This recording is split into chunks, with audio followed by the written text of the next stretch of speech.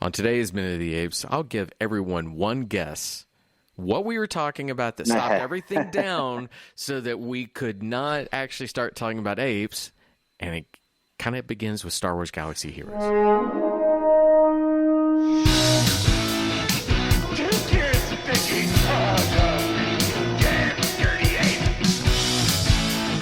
Exercise put an ape maker human down. Then talks. There's a divine bound. We are determined to know what the apes want, war or peace. The only good human is a dead human.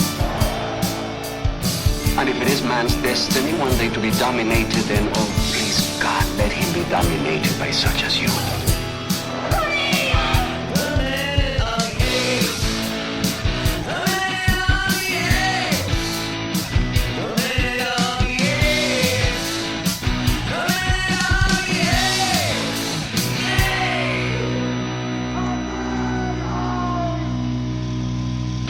Hello and welcome to Minute of the Apes, the daily podcast where we break down every minute of the Planet of the Apes movies 1 minute at a time. I'm Todd, and I think I have Richard and Sean on the other end of this line. Are you guys Richard and Sean? I'm Richard. Last I checked. Last I checked. And by the way, I do like that your hair has dried as it's gone along, and now the curls are showing. Yes. Richard is, I think Sean and I would both say our man crush. I mean, ripped, stash, curly hair. Wow. Yeah, I've noticed a couple of my friends start growing mustaches now. it's the COVID mustache. It's the COVID mustache and long hair. It's just Now's the what's time to do happening. it. You can put a mask on and nobody knows you have a mustache. Then surprise mustache. Oh, back Flavor on. saver, wee. Ooh, that's the porn film we're gonna make with Richard eventually. Is he's wearing Surprise a mask and it mustache. reveals the mustache. Hey. All right, here we are, end of the week, minute 70. I think we have a lot of things to talk about. So, Sean, tell us what's going on with minute 70. All right, we start minute 70 with units 4 and 6 still getting their shit together, and it ends with units 4 and 6 getting ready to attack. All right, let's listen to this very 4 and 6 focused minute of the 1972 film Conquest of the Planet of the Apes.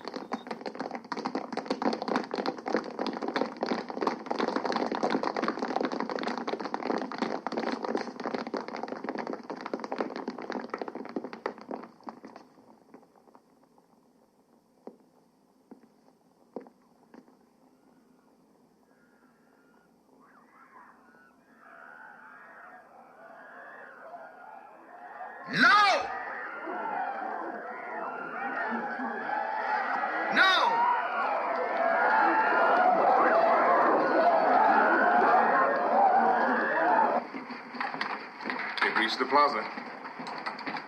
Good God, they're armed. And organized. No! Home! Well, don't plead with them, you idiot. Just massacre the lot. Ready?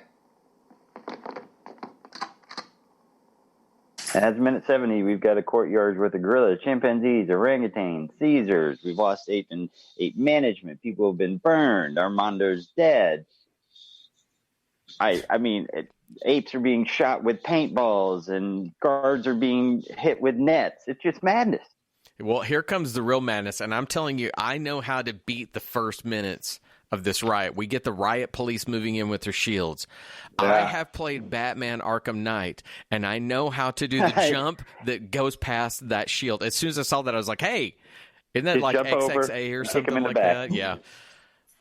But, okay, so I kind of dig the riot shields. I actually wish the riot shields had been shown first. So that then when the guns come out... so then the guns come out. Yeah, I had that thought too, that, guns haven't worked, so I'm sure riot shields will. Well, I guess we have to protect these guards. These guards are a little bit more... Either they're a little too soft and they need shields, or they're a little more special. I think it's special. You think so? Because they keep thinking the same thing's going to work, or just yelling at the apes, it'll stop them from running over. But Thompson does a good job once again. Give him credit for the visuals evoking the times. We've seen those shields in the riot footage. We've seen that kind of thing. I did also while watching that making of stuff, they talked about how a lot of the filmmakers believed, and I think probably rightfully so, that the Black Americans at that time were very invested in these films and saw a direct correlation to their struggles. And so here they are doing this. And what it makes me wonder is if an African American person is watching that, how uncomfortable is this for them? Because it is evoking what they're struggling with and what they're afraid of. It'd almost be like today's footage. Well, I mean, that's about to say what comes around goes around. I mean, it feels like very prescient about what's going on right now. It does. And I just wonder if, when you watch this, is it a mix of emotions of that it feels uncomfortable and it also feels like it builds rage? But, I mean, these are direct images. This would be no different than if we had it now and they were, look, I don't want to get people angry out there, but if police are pulling the apes and just shooting them point blank, or you're kneeling on them, the things that are in the media cycle right now.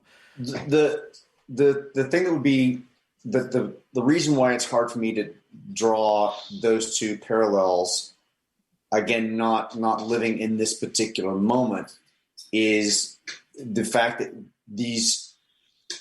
it's a science fiction world, and the gorillas and chimpanzees have worker prison uniforms on and don't look like citizens. Like it would, the idea of these riot gear kind of moments, I would expect to see people in plainclothes citizens. That's when it's more powerful for me, when it's the military up against the citizenry versus the struggle of. Yeah, but I think anytime you're going to do this in a time, I mean, you create something that is an indirect correlation to the moment. You're absolutely right. The race riots were citizens against it, yet a person who's up against a system like that, where they feel oppressed, begins to look at a piece of fiction like this and go, I understand that. I'm right there with them.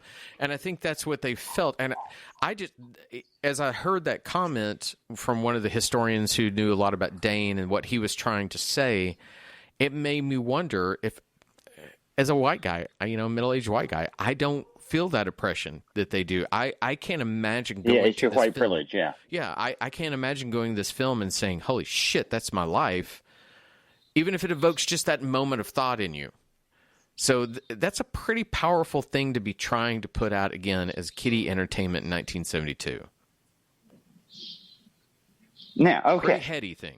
All that being said, when we get to 18 seconds in, the subtitle says shouting and shrieking and stuff like that. And that's when the apes start coming over the bridge, led by Caesar, and he's got a gun and all this kind of stuff.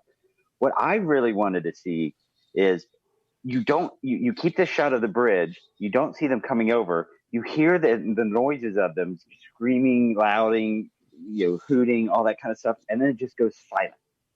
And then all of a sudden, 5 seconds later, from under the bridge, they come exploding out that way. Yeah, this is another moment where I felt like Caesar. I thought the more powerful thing would have been to have Caesar standing alone on that bridge, backlit, the one person, and then have the apes from elsewhere. I thought that was another moment where you could do these kind of things, but I'm sorry. But it's more of just running straight at other people. Yeah, and yes, you apparently have the numbers to overwhelm them, and there is something noble in that kind of imagery, but you're also kind of stupid when you put your smart talking ape at the very forefront, because he's going to take a bullet. Front, yeah. They just really like this particular bridge to use over and over again. They scouted that location very well and said, all right, we can do all these angles. We can do it for when Caesar's running alone. We can do it when everybody's coming over here. Yeah. So to a certain extent, not to just kind of shit on it, but I'm bored with this battleground and the reuse of these moments. We talked about it, the earlier in the week, how we're reusing the same areas, but they're shot in different ways. But this bridge just takes me back to earlier moments, and I'm just I'm bored with this battleground, because I don't know where it's at, what's going on, what's important, where they're heading, where they're not heading. Meh. So now they're at the bridge, about to basically confront the units 4 and 6, and then we cut to inside the command center, right? Mm-hmm. Yep. And they're finally using the device that Sean has wanted to have this entire time, which is a view of the outside using a monitor. And why haven't we had this before? Why haven't we had shots of the apes in different areas and taking over cameras, and all of a sudden they've got this? And even to the worst possible way, they get inside the control room to look at the monitor, and it's from the cameraman's point of view behind the riot squad. It's not even like it's literally somebody's there with the camera behind the troops. It's an unmotivated feed because what they're doing is it's just a film shot that they shot, and they're putting it at a monitor instead of properly having it from a security camera or something like that. So it's a cheat basically. When we talk about shot choices being made that are uncinematic. And this was really this is really weak shot that we're just now down at the point of view of the cameraman who's standing behind the riot gear people with no angle at all to the shot they're watching. You made a mention of them overtaking cameras. How cool would that be if we had a bank, a wall of monitors with all the camera feeds, and in that, here's a moment you could build tension that shows that they're everywhere. If suddenly they're watching that wall, and you see a gorilla grab a camera. Going out. Suddenly go to wide, and all the cameras going out except for one or two. And that would have said they're everywhere. They could even respond with, my God, they're everywhere. And the last one that goes down actually is Caesar standing there staring at it, and then he slowly grabs it and then crunches it or whatever. Yeah, that would have been a fun, exciting moment that conveys what we asked for before, which is, where is the threat? It's everywhere. But we haven't had security camera footage before. We haven't. This era doesn't seem to have body cams. It's just that's a huge leap for 72 to try to ask them that. We will eventually have cameras that officers wear. They're small enough, yeah. But this idea that they're watching the shot from a monitor inside from somebody who's behind them with the camera too. It was just a really weak choice because it's intentional. It's intentional that that's what they're watching on the screen, and we'll just put this footage from the outside over it. And I'm just really surprised they didn't do something different with that angle to make it look like it's watching over these people as opposed to just being in the midst of somebody with a camera behind the riot gear people. Obviously, if it's made today, that would definitely be a part of what they're doing. But it's pretty weak choice. Today there'd be drones flying around and stuff like that. Yeah. I mean, there's technology stuff that we can't expect them to have in 1973 or understand about 1993. Right. But before we get too deep into talking about what goes on here, I want to step back to what's going on before we got into the control center. Two things, because we're going to forget about it, and it'll probably be affecting the next couple minutes. I don't know. I haven't watched them yet. But we have to remember, they poured gasoline at the beginning, 5 minutes ago. They poured all that gasoline out everywhere. By this point, I think it should be evaporated. I don't think it's sitting there waiting to be lit up anymore. But to the point about the battlefield, where do they pour it? Yeah, I know. I mean, where is that in relationship to this? Because what was it used for? Yeah. Yeah. So, and the second thing I was going to say, and today's, if they shot it today, what I would want to see is, again, the apes are running across a bridge, but you cut to the top of buildings. Why are there not snipers up there ready to take out apes as well? And then you see apes climbing up the building and taking out the snipers, and then they turn the sniper guns on units 4 and 6. All right, so now that's what I wanted to see. Anyway, so we're back in riot control. And okay, I have a real go ahead if you have a point. But when we get to, I mean, is this the moment when we see the governor screaming at the camera? Good God, they're armed. Yeah. So and then McDonald goes and organized. Did anybody else think that that's almost like the person in the car who's screaming at the person in front of the them? Radio? Though you can't hear, the person can't hear you, and you're somehow so invested in it. I cannot stand that kind of moment. Don't make a character that stupid. Allow the governor should be taking the control, talking to the officers himself. He's losing his shit. Again, the units 4. Breck did not call units 4 and 6. prior. The line, for God's sake, they're